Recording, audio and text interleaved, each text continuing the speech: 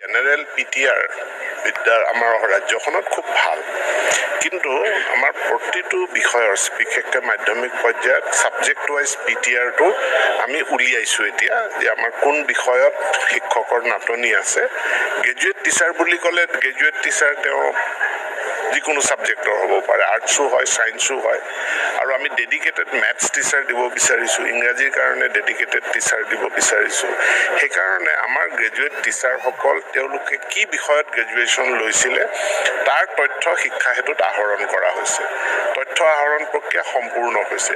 এতিয়া আমি বিষয়ভিত্তিক পিটিআৰ টিচাৰ ৰেচিঅ' আমি তাক কেলকুলেট কৰি উলিয়াব পাৰিম, আৰু কোনকেইটা বিষয়ত আমাৰ শিক্ষকৰ নাটনি আছে সেইটো আমি তথ্য লাভ কৰাৰ পাছত সেই অনুপাতে আমি পদক্ষেপ গ্ৰহণ কৰিম। নিশ্চিতভাৱে এইটো আমি জনাৰ পাছতহে আমি ক'ব পাৰিম। গতিকে আমাৰ এমাহৰ 15 দিনৰ ভিতৰত এনালাইচিছ কমপ্লিট হৈ যাব, তাৰ পাছতে আমি সিদ্ধান্ত ল'ম।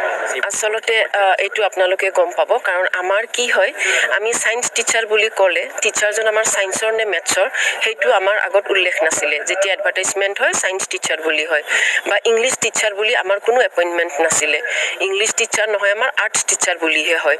এতিয়া আমাৰ ছাৰ্ভিচ ৰুলৰ কাম চলি আছে, মাননীয় শিক্ষামন্ত্ৰী মহোদয়ে জনাইছে। গতিকে বিষয়ভিত্তিক শিক্ষক নিযুক্তি যাতে হয়। এতিয়াৰ পৰা ছায়েন্স বুলি ক'লে ছায়েন্স মেথছ দুটা পাৰ্ট কৰা কথা তেওঁ ভাবিছে, আৰু ইংলিছৰ বিশেষকৈ ইংলিছৰ টিচাৰ হিচাপে আৰ্টছ টিচাৰ নহয়, আৰ্টছ টিচাৰটো থাকিবই, ইংলিছ টিচাৰ হিচাপেও নিযুক্তি দিয়াৰ তেওঁ ব্যৱস্থা কৰি আছে। অতি সোনকালে হ'ব। ছাৰে জনোৱা মতে আমাৰ নতুন ছাৰ্ভিচ ৰুল আলোচনা হৈ আছে। নতুন ছাৰ্ভিচ ৰুল ওলাই আহিলেই আমি এইটো বৰ্ষতেই হয়তো এডভাৰটাইজ